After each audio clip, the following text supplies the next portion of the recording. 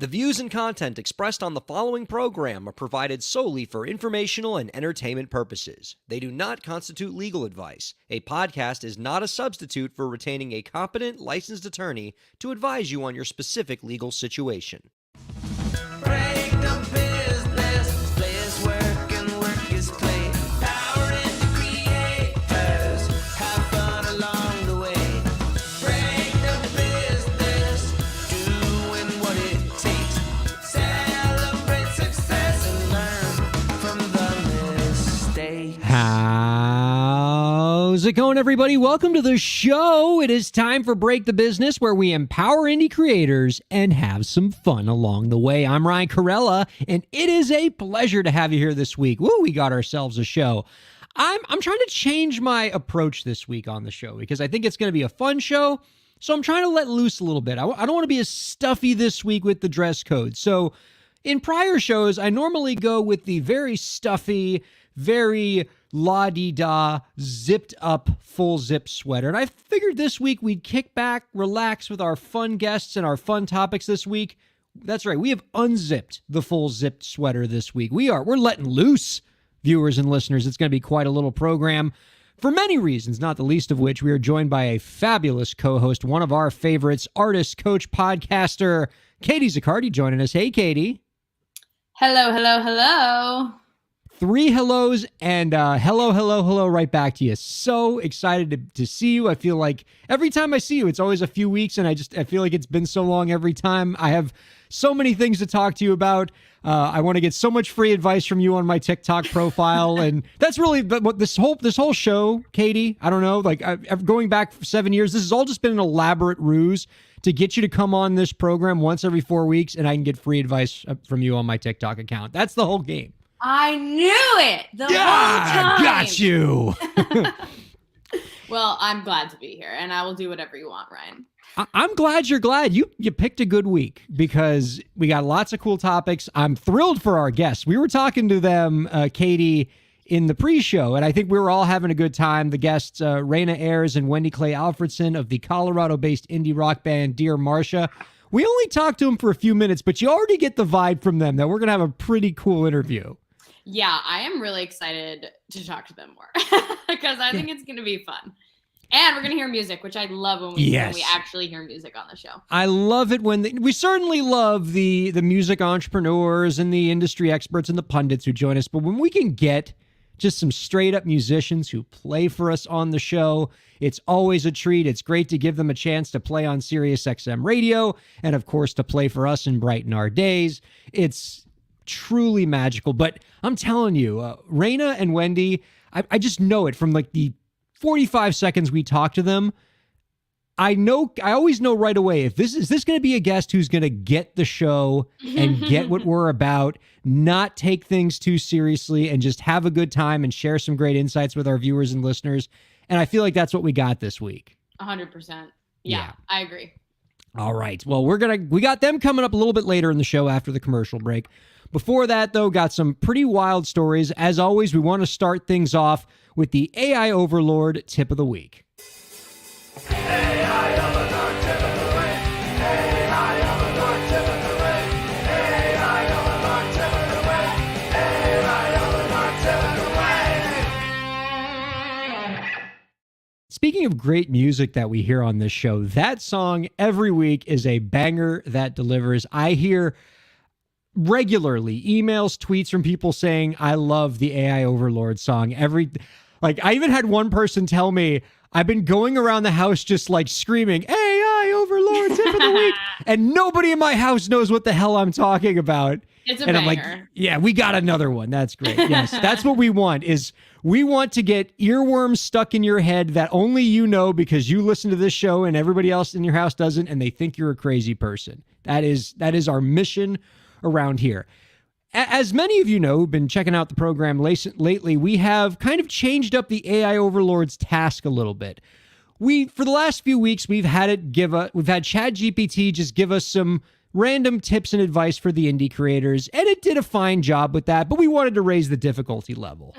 And so for the last couple weeks, we've been telling the AI Overlord that we want you to give us advice for indie creators, but you have to shoehorn in random movie quotes as part of your AI Overlord answer. So last week we had the AI Overlord they had to get a movie note. Oh yes, right. It had to supply a movie note from Elisa Rockdock's favorite movie, The Room, the Tommy Wiseau masterpiece. I put it in quotes.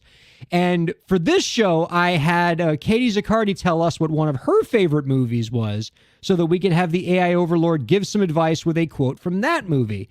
Katie supplied us with one of her favorite films, and one that definitely speaks to the teenage theater dork phase of my life, which is Moulin Rouge. This movie came out when I was 16 years old, right at the peak of my theater nerd dorkdom of high school. Like, this movie could not have come at a more opportune time of where I was in life. This just completely ostentatious, super over the top musical production movie that this thing was.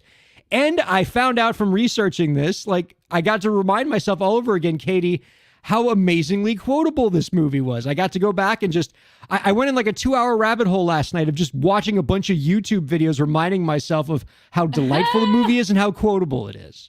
I love that movie. And I also saw the Broadway show right before I moved to Nashville.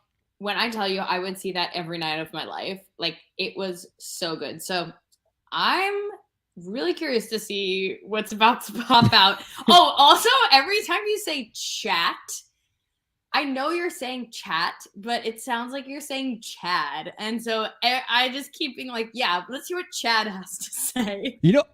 I'm not above just going ahead and naming this thing. We can just call him Chad. Just Chad. Yeah, what do you got to say, Chad? All right, so this movie was so quotable, Katie, I couldn't just have it do one piece of advice, because as I was scrolling through the quotes of this movie, I was like, there's so many bangers here. I'm going to have Chad give us 2 pieces of advice. So the first one, you're going to recognize this quote from Moulin Rouge right away, Katie. Here's the first tip of the week. As independent creators, it's essential to connect with others and foster a supportive network. For the greatest thing you will ever learn is just to love and be loved in return. In your creative journey, don't forget to surround yourself with people who appreciate your work and share your passion. Show love and support to fellow creators by engaging with their content, providing constructive feedback, and collaborating on projects. In turn, you'll find that this positive energy will flow back to you, helping you grow and succeed in your creative endeavors. Remember, love and support are crucial currencies in the world of independent creators, so invest in them generously to nurture a thriving creative community. That's actually insane. And I don't know why it's so funny, but oh my God. Now, before I get your actual insight on that, really what I think is a very impressive piece of advice from ChatGPT, I want to give you the second tip with another quote from this movie, because I got silly with this second one because I was like, there's no way it's going to be able to make a piece of advice out of this quote. Yeah. And yet it did. So you're going to identify the quote from Moulin Rouge pretty quick as you listen to this, Katie. So here's the second tip. As an independent creator, it's crucial to recognize your value beyond just the monetary aspect. Don't let your self-worth be dictated by how much you earn or how many fans you have. Your creativity, unique perspective, and dedication to your craft are invaluable qualities that define your worth. It's time to break free from the mindset of measuring your worth by external validation alone. Have the strength to say to the industry, I can't do it. Have the strength to say to the industry, I don't need you anymore. All my life, you made me believe I was only worth what someone would pay for me. To foster a sense of healthy self-worth, try the following. Reflect on your growth and accomplishments. Surround yourself with positive, supportive people who recognize your talent and potential. Don't be afraid to say no to projects or clients that don't align with your values. And continuously hone your skills and invest in yourself to maintain a strong sense of purpose and direction. Remember, you are worth more than just a price tag. Embrace your worth and let it fuel your creativity and passion. Come what may. Come what may. I added that at the end. Okay. Oh my God. It's so funny because it's like not that funny. Like, it's actually just so good. But also, like you have this one moment that sounds like so serious with the quote.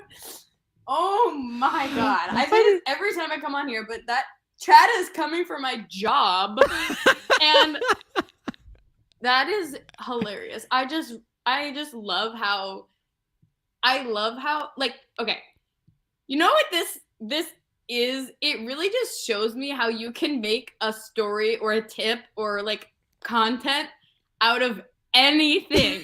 Like, we were like, take this random Moulin Rouge quote about a woman who performs at the Moulin Rouge in a burlesque show and is like getting paid to do things with men and make it a quote about the music industry, and then they did it seamlessly like that. It's like, you have no excuses. If you're listening to this, you have no excuses. You can find a way to make content, and I know you can.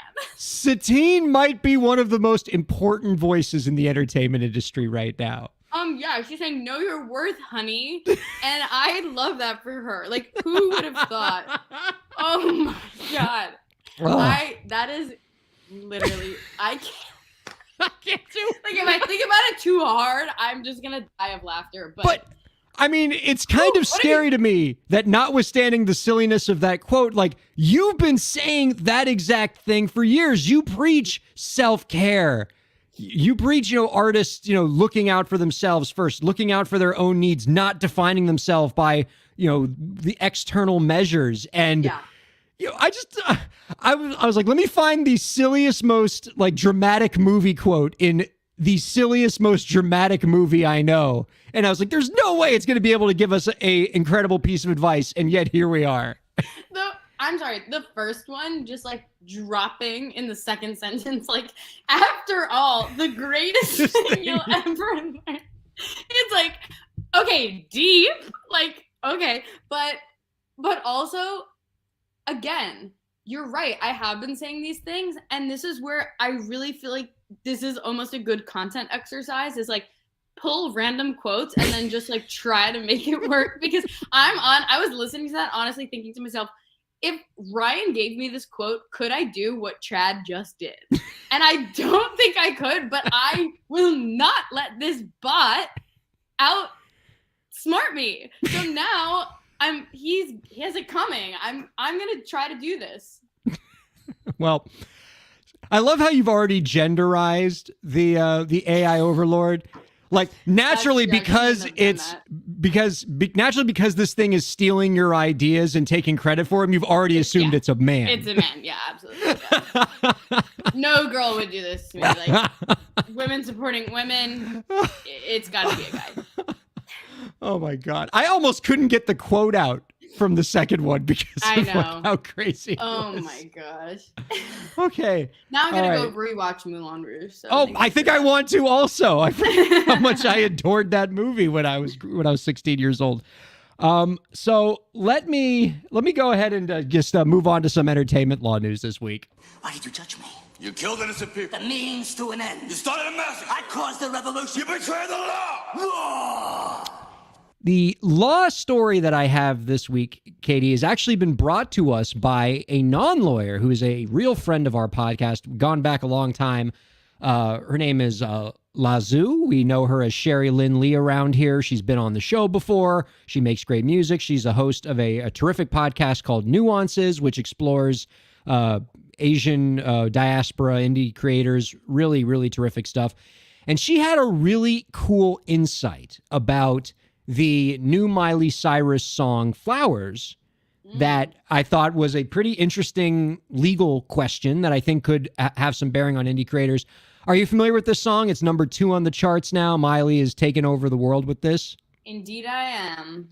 And have you noticed, hearing through the news or just from hearing the song, that it has some similarity to a Bruno Mars song? Yes. And I've also heard it being compared to I Will Survive. Does it formally sample that? I can't remember. I don't know if it formally samples any song, but now I have to go back and listen to I Will Survive again to identify that one. But yeah, what Lazoo was talking about, as lots of folks have been talking about, is how the song seems to, well, whether intentionally or not, borrow from some elements of the Bruno Mars song "When I Was Your Man." Right, that song, the lyrics of that song. He's singing to the woman he lost. I should have bought you flowers. I should have held your hand. Gave you all my hours when I had the chance. Take you to every party when all you wanted to do was dance, right? I think I nailed it all. Look at me. Bruno Yeah, Mars that was fan. actually impressive. Woo! And that's the chorus of the Bruno Mars song. And so the Miley Cyrus song seems to borrow from elements of that song, where but from the other kind of perspective. She's singing from the perspective of the woman who has left her man behind and, has found her self-worth, much how Chat GPT would recommend that we do. Not measure ourselves by external validation. But in that song, Miley Cyrus sings, I can buy myself flowers. I can hold my own hand. I can take myself dancing. Mm-hmm. And so it sounds like she's kind of addressing pieces of that song.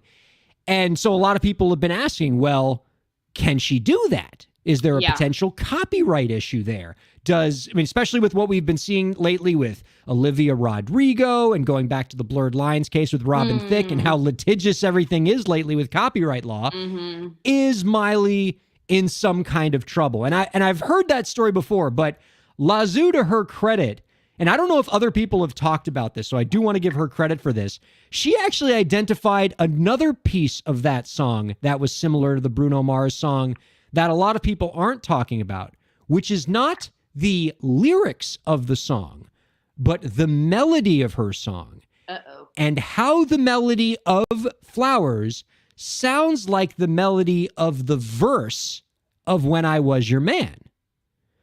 So Flowers... The chorus of Flowers sounds like the verse of When I Was Your Man? Or That's right. Okay. So, here we go. Ryan's about to sing poorly here, but Flowers... I can buy myself flowers. I can hold my own hand. And then the Bruno Mars verse is ba na na na na na na na na na na na na na na na na na. Yeah. Yeah. And so as far as I know, Lazoo's the only one I've heard who actually kind of picked up on that. But does that create an additional copyright wrinkle for her that now that there's these two similarities in the song? Now, there hasn't been any report that Bruno Mars has any intention of kind of making this a problem for her. The only people that have brought it up are, nerd lawyers like me, people on Twitter, and just, generally people who seem to just kind of want to be rabble rousers and, I don't know, take money out of Miley Cyrus's pocket. But at least not publicly, Bruno Mars hasn't made any suggestion that this is an issue for him. There hasn't been any news about Miley Cyrus adding Bruno Mars as a co-writer on the song or something like that. But it certainly brought a lot of attention. These two similarities are similar enough that people are picking up on them. And I would say in a normal, rational legal environment, we shouldn't care about this. We should say, okay, fine, there's some inspiration interpolation there, but it doesn't rise to the level of copyright infringement. We need to leave artists alone. Everything builds off of the stuff that came before. If we were able to see further, it's because we stood on the shoulders of giants, yada, yada, yada. But we don't live in that world. We live in the hyper litigious world where if you have more than 3 notes that are similar to somebody else's 3 notes, we're all going to make a federal case out of it, literally. Yeah. And so this kind of thing scares me. But do you want to hear my extra little wrinkle on this? Obviously. Yeah. So... because, Lazoo did such a nice job of identifying that pretty interesting legal wrinkle. Here's another one I'd like to add to the discussion. Let's say Bruno Mars decides to get a little, his litigation finger gets a little itchy and decides he wants to kind of make this a bigger deal than it should be. I contend that, because a lot of people would argue that if that were to happen, then Miley Cyrus needs to argue, I didn't copy his song. That's just a coincidence. There's so much of that song that is not like his song. There's no similarity. And what I might recommend as a strategy, if I were advising Miley, is I'd go the other direction. I would lean into it. I would say, yes, I was inspired by that song, and I was engaging in fair use. Yeah. Without thinking of it from a legal perspective, I was basically thinking the same thing. I feel like if First of all, something tells me Bruno Mars does not care at He all. seems like a chill dude. Like, I don't think he's going to care. I don't think he does care. But I feel like the general public would basically not even think about it if she had just said, yeah, this is inspired by that song. Like, because it is giving, I listened to When I Was Your Man on repeat for 3 days straight when I was depressed. And then the next day I wrote a song and like, I thought it was completely original, but actually I was basically just like rewriting that song that I had just listened to over and over again. You know what I mean? Yeah.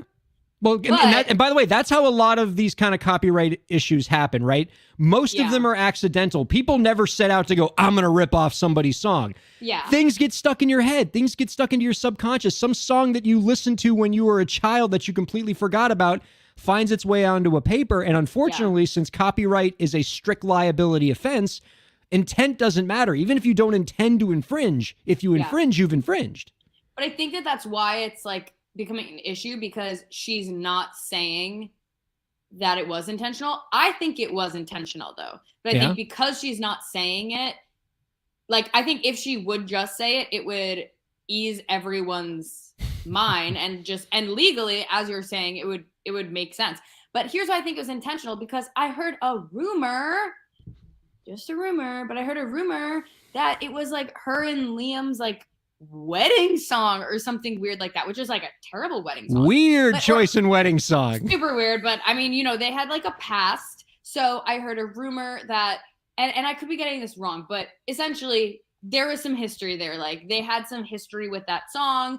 And so therefore her doing this is a very direct interpretation of, or, you know, sort of like comeback using the song specifically. Like it is referenced. Now that rumor could be completely made up, but there are too many coincidences that it's like, this couldn't, I doubt that this is just like, oh, I woke up with the melody in my head and I thought it was original, but actually I was like listening to this record last week. Like it's definitely giving, I did this on purpose. And she's just happening to sing about the exact same things that Bruno Mars was singing about in the chorus of his song, buying flowers, holding hands, dancing. But, you know, yeah, like if she were to lean into it, there is a potential fair use avenue. And generally, as a lawyer, I try to scare artists away from ever trying to argue fair use. I tell artists that fair use is not the boat that gets you to where you want to go. It is the life preserver that you grab onto if there's nothing else to grab onto because the boat is sinking. It's, you know, because it's a very hard doctrine to argue. It's often an expensive doctrine to argue because you got to hire a lawyer to argue it. And you don't get to use fair use until after you've been sued. So you generally want to avoid an infringement in the first place. But if you're already in that boat, let's say Bruno Mars decides to sue her and you need a life preserver, I think she has an interesting fair use argument. The fair use law specifically contemplates things like commenting on a pre-existing work, or doing a parody of a pre-existing work. So if she's saying, I wrote this song that is directly commenting on the message of Bruno Mars' song. Bruno Mars's song is kind of talking about how I need somebody else and I need this other person and I should have been better than when I had a chance. And she's saying, no, you need to take care of yourself. That's the true message. You need to love yourself before you can effectively love others. And so her lyrics are kind of making fun of his lyrics to some extent, or kind of ribbing him for his interpretation. And if so, I think that's a decent fair use claim if she were to have to make one. And boy, that'd be a fun case to argue. Yeah. So basically, none of this really matters unless Bruno Mars decides to sue her. And again, correct? He seeds like a super chill dude. Yeah. So everyone's just talking, and we'll see what happens, I guess. But this is what lawyers do. Like we love this kind of stuff. I mean the internet more so. Like, obviously you should talk about this. It's very educational. But I just mean like the internet's going crazy about like, oh, she copied him, but she could get away with it. She could totally get away with however this would actually be interpreted. It doesn't have any consequences unless Bruno Mars sues her. Well, it could make for a very interesting paper for any law students out there looking to write a student note. Yeah. Something to look into. But I mean, it is possible. Like, while we might say, oh, this doesn't matter because nobody sued anybody, we don't know what's going on behind the scenes, right? True. Like when Taylor Swift, when Haley Williams was added as a co-writer to Good For You by Olivia Still mad Rodrigo. about that. You know, Haley Williams didn't make any public statements saying, oh, that girl stole my song, right? It was all very cordial. There weren't any public statements. But somebody just doesn't just end up a co-writer overnight for no reason. There must have been something going on behind the scenes that wasn't made public where lawyers were yelling at each other. So we don't know if that's happening here, right? There may be somebody from Bruno Mars's camp talking to somebody from Miley Cyrus's camp being like, hey, we're not going to make a public spectacle of this, but we think we have a case here. And so if I'm in Miley Cyrus's camp, I might try to say some of this fair use stuff to that lawyer because maybe it makes him go away. Or maybe if we wind up having to settle, maybe making Bruno Mars a co-writer on the song, we may not have to give up as much as we otherwise would have because we have a decent legal argument. Yeah. I mean, that stuff can matter for more than just silly arguments on Twitter. And I'll tell you what, Yeah. I will be less disappointed if Bruno Mars ends up as a co-writer on this song, because that makes so much more sense than everything that happened on Olivia Rodrigo's album, and I'm still mad about all of that. All of it. Ugh. That's still this one's still eating at you. It stings because it's just like a bunch of stupid Gen Z bullied this into happening, and I don't think it was really necessary. Do you think it was necessary? I tend to subscribe to the view that I don't like any of these kind of cases. I don't like what happened to Robin Thicke in the Blurred Lines case. I don't like these lawsuits that Ed Sheeran keeps getting hit with. I don't like what happened to Olivia Rodrigo. I generally think that art and the law are better served by giving the next generation of artists some creative breathing room to be inspired by the stuff that came before. Now, obviously, if you are ripping off like 90% of a song, or you are just flat out stealing somebody's music, you know, the law needs to come down on you there.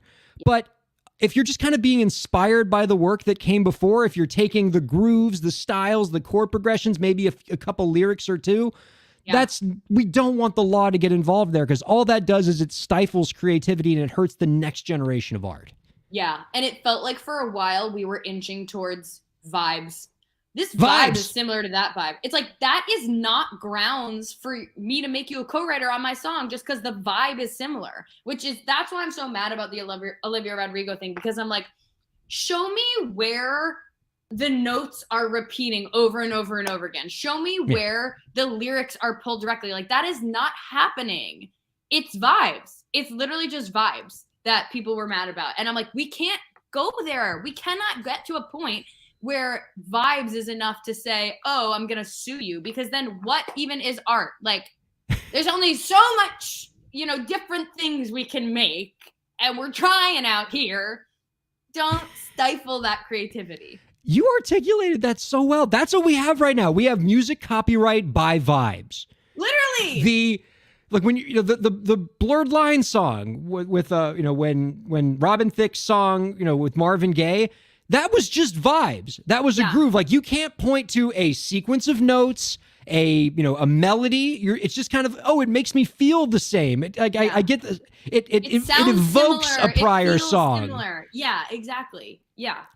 Which, by the way, like, if you are somebody who's into music enough, like, you can find that everywhere. Like, and I'll tell you what the vibe of the Olivia Rodrigo thing versus, and if you're confused, because we've talked about this like 4 times before, so we're just not giving context, but people were comparing Good For You by Olivia Rodrigo to Misery Business by Paramore. Yeah. And the vibe, the reason people did it was just because high enthusiastic singing. The notes were not the same. It wasn't in the same key. No words were copied, but the vibe was just like, yeah. You nailed it. They should have brought you in as an expert witness. Literally. I could explain it so fast that this was unnecessary. But I don't know. I feel also, I think I feel like protective over Olivia Rodrigo, which I don't know why. She has way more success and money than me, but like she is young. She's young, and people were just like, you need to give this credit and you copied everything. And I feel like she maybe felt bullied to just be like, whatever, just like do it so people don't hate me and so I don't get canceled and so that there's no trouble. You know what I mean? And I'm like, Yeah. I wish that she would have just like not. I don't know if that was an option, but I just wish that she would have put up more of a fight. It's not an option anymore post Blurred Lines. Once that Blurred Lines verdict came down and, you know, we're talking a massive 7-figure judgment, it sent shockwaves throughout the industry. Everybody's afraid of being the next Robin Thicke. And so you will give anything. You'll give songwriting credit. You will make cash payments. You'll send royalties over. You'll do whatever you have to do so that you don't get hit with the next 7 or 8 figure judgment that derails your career, especially when you're just starting out as an artist. Because yeah, Olivia Rodrigo is famous, but she's still on her first record deal. And so she may not be as fabulously wealthy as we think a lot of artists are, because when a lot of artists start on their record deals, that first record deal sucks. And a 7-figure judgment could take a massive bite out of her bottom line. So yeah, you almost always settle You now just do in the post Blurred Lines play world. it safe. Well, I'm glad you were talking about vibes earlier, Katie, because I think the world of copyright by vibes is bad vibes. We need good vibes, and we got some good vibes coming up right after the break. We're going to be joined by Raina Ayers and Wendy Clay Alfredson of Dear Marcia right after the break here on Break the Business. Don't go anywhere. Ryan Kairalla here. I hope you're enjoying the show, and I hope that you're getting a lot out of it. I do what I do because I care about creators like you. A lot. I've dedicated my career to helping creative professionals, entrepreneurs, and organizations move forward. I do it by hosting this program, and I'm also proud to do it in my legal practice. If you're a creative professional looking for solutions-oriented legal services to help you further your goals, I'd love to help. My firm RKPA does contracts, commercial law, copyright, trademark, and more. Visit rkpalaw.com to learn more. That's rkpalaw.com. Ryan A. Kairalla, PA, Miami, Florida.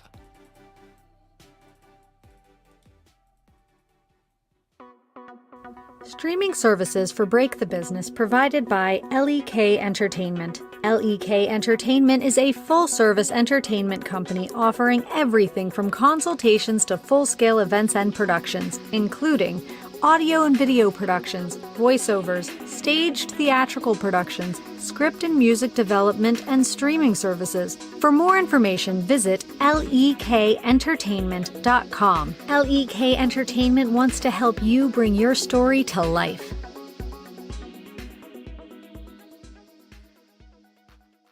Thanks for supporting Break the Business. If you have a question or topic that you want us to discuss, email us at breakthebusiness@gmail.com. You can follow the host, that's me, on Twitter at Ryan Kair, and you can follow the show at the BTB Podcast. Be sure to subscribe to the show on Twitch, YouTube, and Facebook, and on all major podcast platforms. And now, let's get back to the show. Welcome back to Break the Business, everybody. Ryan Kairalla joined by Katie Zaccardi here.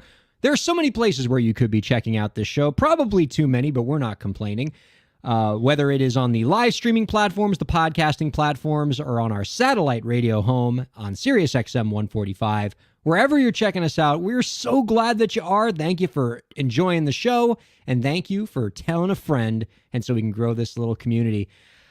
Katie, I'm excited for our guests this week. Let's go ahead and bring them out here. They are the members of the band Dear Marcia, a Colorado-based indie rock group whose brand new album, Notes from the Tip Jar, is available on all music platforms, and they'll be performing at the second annual Women Who Rock the Rockies event in June. You can find out more about our guests' work by visiting www.dearmarcia.rocks. We are happy to welcome Raina Ayers and Wendy Clay Alfredson on to Break the Business. Hello to you both. Hello. Hello. Thanks for having us. So thrilled to have you. God, you both look so cool with the instruments behind you, and it's all an elaborate green screen. Wendy's super cool bow tie. I got so many questions for you about the new album, about Women Who Rock the Rockies. But first, I want to learn a little bit more about the background of you two. So I want to ask Raina first.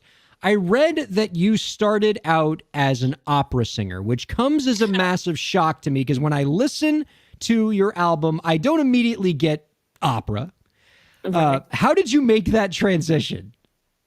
Well, I went directly into college, and when you want to major in music as a singer and you don't want to go into education, or there's not a lot that you can do, they put you into opera. So I did that, did a couple of operas while I was in college, and when my singing instructor found out that I was going out and smoking and drinking on the it was like an easy switch to go, well, okay, I'll go from opera to rock and roll. So here we are. Wow. Yeah. And so I'm hearing you guys with a lot of reverb. And by the way, if you want to do that for the rest of the interview, it's perfectly fine because it sounds awesome. But I don't know if that's an adjustment you can make on your end. I have it dry. Well, let me tweak here. Either way, I mean... well, while that's getting adjusted, I was overjoyed and just I love the fact, and I know Kay's going to love this too, that you both have been playing for 38 years, which looking at the both of you comes as a wild shock to me. I'm assuming you all met when you were one, but how have you been able to play together for 38 years without killing each other? Katie and I have done like 38 episodes, and we're already at each other's throats. Well, it's actually 28, and 38 sounds better. Yeah, we were one, and we actually use that joke quite a bit. So yeah, there were many a times that I'm pretty sure that we backed off of the microphone and said some foul language to each other if we were having a bad moment. So, it's hard enough for two people to have a relationship, and then when you add 5 people and put them on a small stage and say get along, of course there's going to come along with some arguments and some what we never argue. I'm pretty sure, yeah. There was a lot of FUs back and forth on stage at some point. Yeah, we had those moments. We like to call those our Fleetwood Mac years. Fleetwood Mac years. Yeah. Well, when the conflict gets pretty crazy, do you have how would you try to manage it? Do you have any advice for the creators for when they're trying to manage their own conflict with their bandmates? Oh my gosh. Probably back in our drinking days, we would just go to the bar and have a shot with each other and say, get over your shit. I'm the diva of the group. Get over your shit. No. I don't know. What's your advice, Wendy? Well, I was just wondering if they have a bleep out function. Okay. Probably should have that. Oh, we're lucky. Yeah, XM Radio is going to love us. Yeah. We moved past a lot of that. I think we're into our honeymoon phase finally. 28 years later. Maybe that's the trick: is just stay together for 28 years, and eventually you just run out of stuff to fight about, and then it's all good times. The great thing is musicians are terrible at marketing and the business side. We all know that this is not any hidden secret.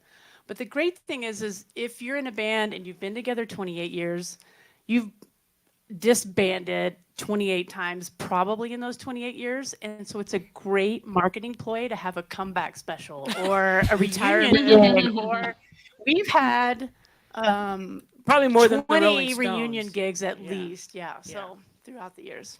Yeah. Wendy, I have a great deal of questions for you as well. Chief among which, how do you get your hair to do that? A lot of because that is amazing.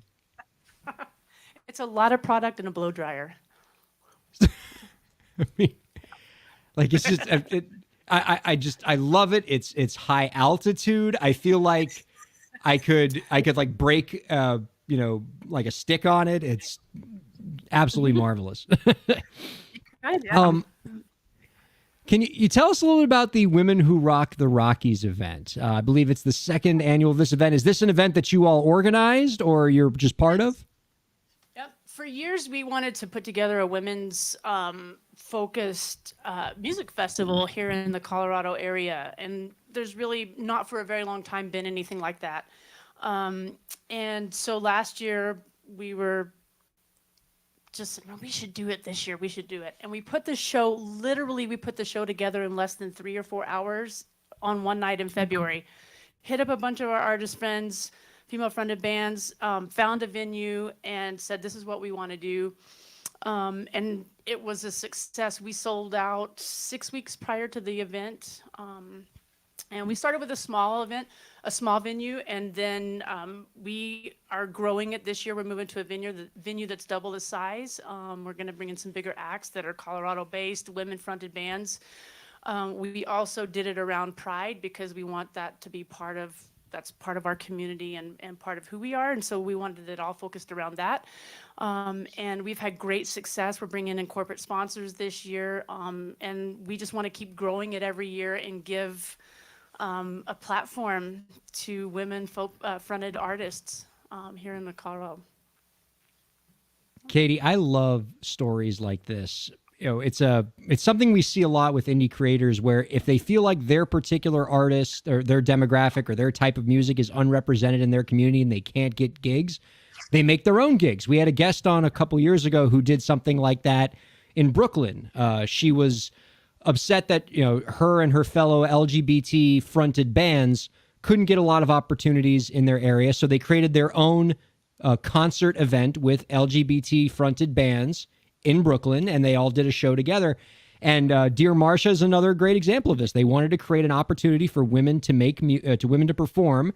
And so why wait for somebody to create the opportunity for us? We're going to create the opportunity for us. I mean, you got to love that, right, Katie?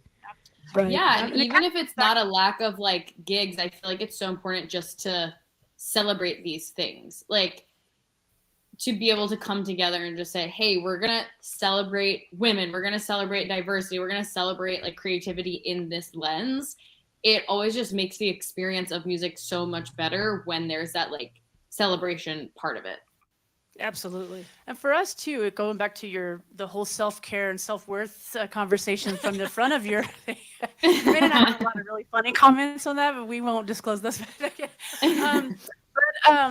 You know, we've never, in 28 years, we've been playing in this area. We've toured, we've traveled, we've done the whole things. We've built our own crowd. We pack a room every time we play. We sell out if we're at ticketed events. And we still get like, oh, we'll pay you $600. Oh, and bring your full band. Oh, and bring your PA.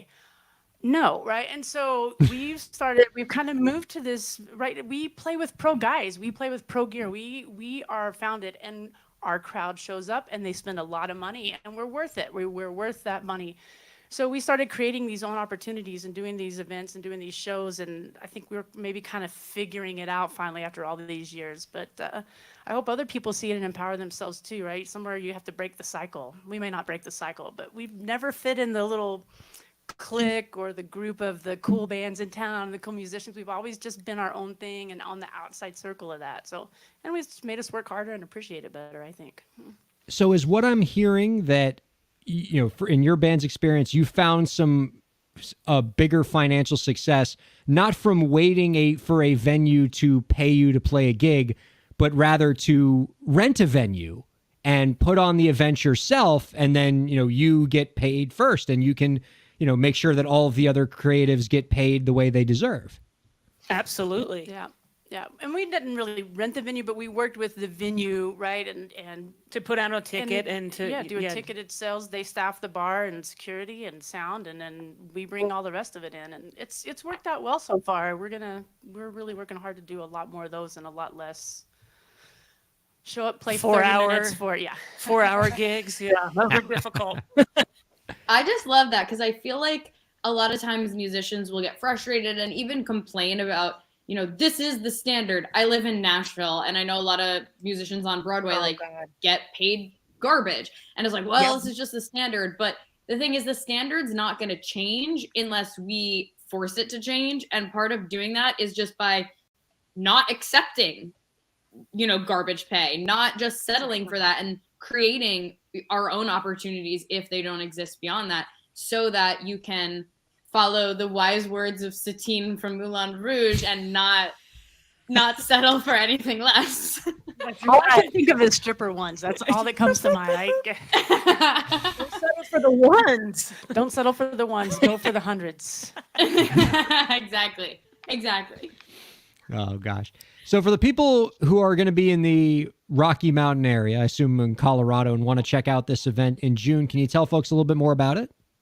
Yeah, it's going to be June 23rd. It's a Friday night, the Friday of Pride weekend. Right now, it's one of the only women's events around that weekend, which we like. We like to hit that early and sell out fast, and then they can go do whatever else they want after that.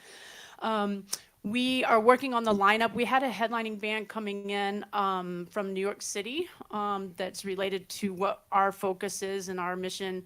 And they had a recent date change on another contract. So now we're scrambling. But we will have somebody cool playing. We're going to have us. We're going to have a few other local bands that have great presence and really good music. And we all learned our lessons from last year. And we will have an air conditioning room is tables important. for menopausal women. That's a very good thing to have. So. And food. We need food. Food. Yeah. So yeah, and it's going to be down in Parker at the Wild Goose Saloon. We'll have tickets as soon as we get the lineup put together. We'll have tickets available. So yeah. Our studio's here we in Miami, play Florida, all so you the had me time. at air conditioning. Yes. It was important.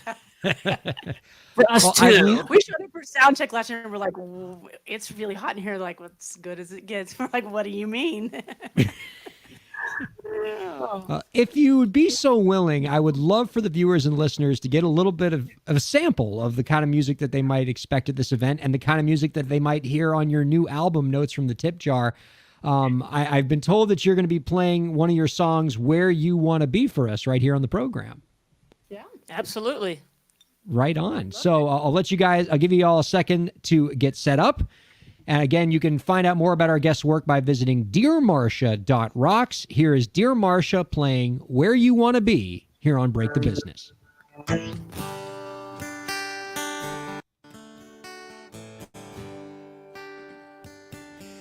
I need you now more than ever. I want somehow to be here always. I feel your heart right beside me. One day you'll see where you want to be.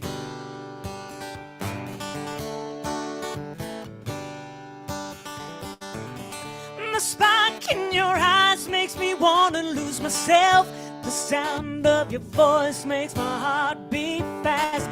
If you knew what this moment means, if you knew how happy you make me, if you only knew how I long for your touch, I never thought I could love you so much. I need you now more than ever.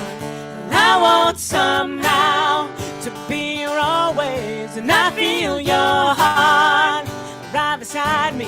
One day you'll see where you want to be.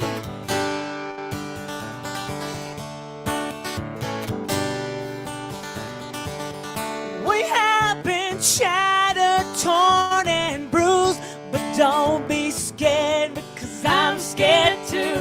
A road of mountains, lows and highs is more than a feeling, a compromise. We may feel like love, joy and pain, but it's worth a view of a joyous day. I need you now more than ever. I want somehow to be here always. I feel your heart right beside me. One day you'll see where you want to be, where you want to be. Woo!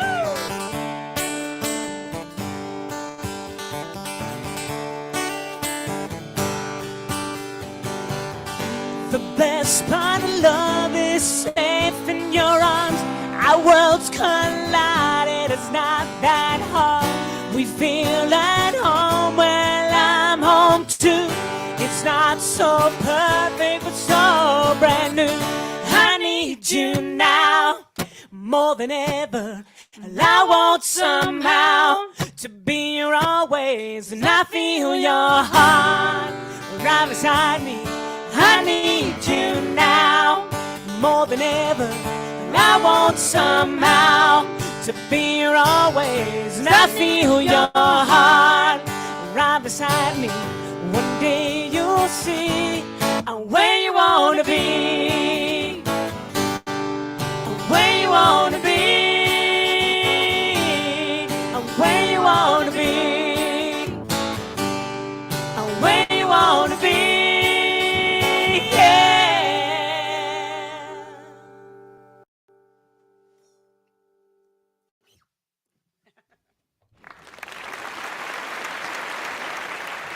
Woo. Let's see Chad GPT do that. Raina and Wendy of Dear Marcia playing Where You Want to Be here on Break the Business.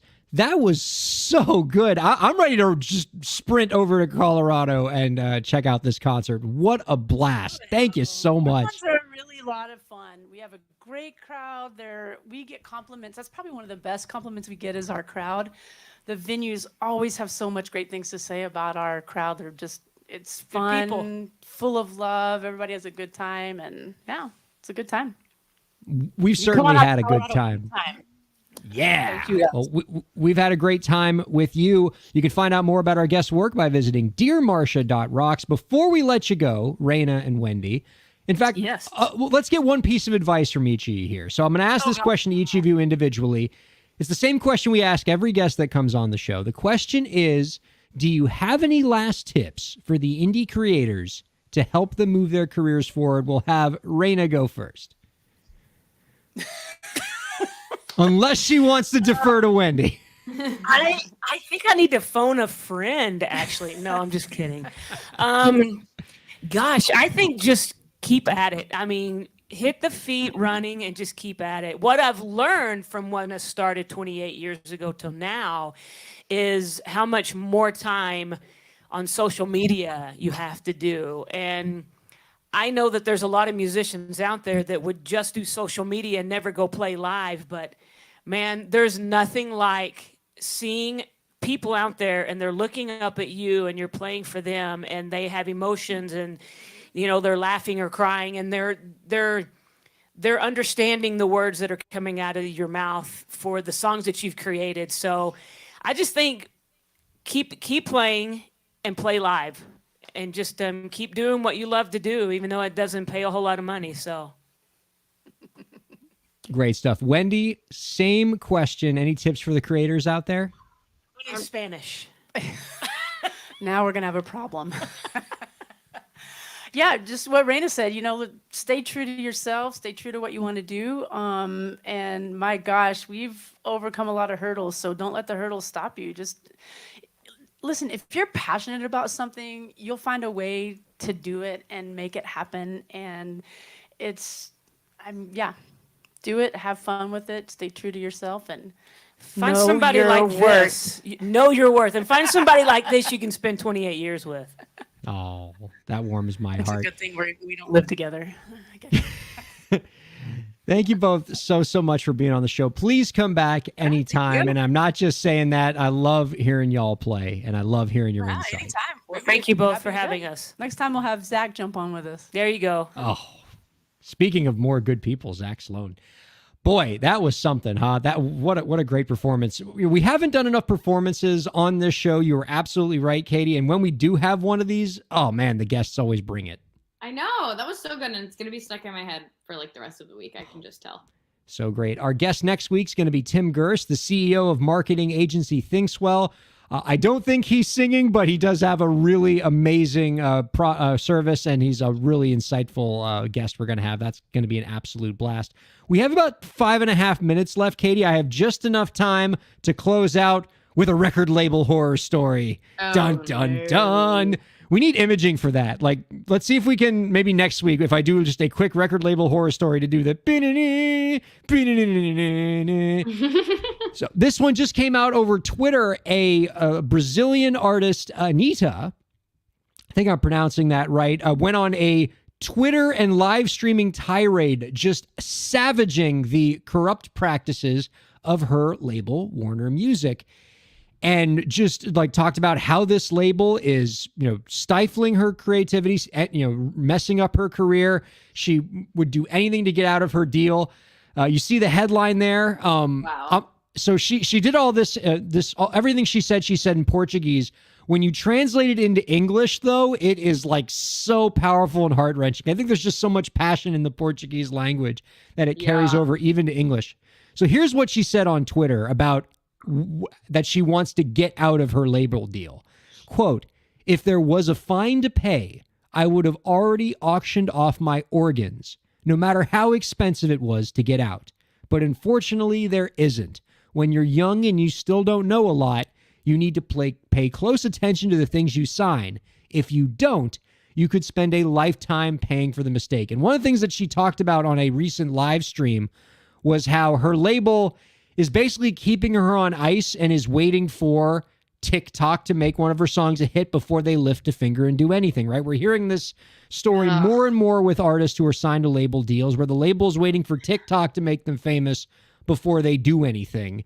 And this just seems like another one of these sad examples of that. That's really sad. And again, I mean, I feel like I say this all the time, but it's just makes me want to advocate for independent artists even more. Cause it's like, why would you want to be signed someone who's going to take cuts of your money just to then basically be shelved and have to do all of the things that independent artists are doing on their own anyway? Like if the label's not going to support you and they're just going to say, okay, go do TikTok. Well, you could have just done TikTok by yourself and then taken all the money that you made once you became famous. Like that's like absurd. And somebody like you who is a active TikToker who talks about the music industry on TikTok all the time, you know better than anybody that wait for my song to become viral on TikTok is not a strategy because it's basically playing the lottery. Yeah. Yeah. I think there's a lot of people who have gotten really lucky and have been on TikTok for 24 hours and their song pops off. But really, a lot of times when people like go viral out of nowhere, it's not out of nowhere. It's after months and months, even years of posting consistently before something like really catches fire. And sure, things can change overnight when that happens, but there's formulas, there's strategies, whatever, but there is no surefire way to say that it's gonna just go viral. And I also think, I don't have the facts to back this up, so take what I'm about to say with a grain of salt, but I think that there's probably some truth to the fact that like, if you have money to put behind TikToks to boost the post or to run ads, like that helps creators go viral or go more viral and then gain future success. So if you already have a label, but they're not willing to like put any juice behind you, again, what is the point? Like if you're gonna have to do it all organically anyway, just do it yourself. Just do it and don't bother with them. But it's so disappointing to hear that, I think we kind of knew before that labels were only signing people once they've proven that they can make money. And we knew that. But now it's like, oh, why are you signing people in the first place if you're still not going to do anything with them until they've like blown up on TikTok? It just doesn't even make sense to me why they would have signed her in the first place if they were then going to wait until XYZ happened. I have heard many artists talk about how they would, they want to get out of their record deals so bad. I have yet to hear until now an artist talking about being willing to give away my organs. Yeah. To get out of a record deal. It's every time I hear these things, it breaks my heart. And of course, that way, look at me ending us on a happy note. My thanks to you, Katie Zaccardi. Thanks to producer Lauren. Thanks to our marvelous and talented guests, Raina and Wendy from Dear Marcia, for joining us this week. Our thanks to all of you viewers and listeners for checking out Break the Business. See you next week.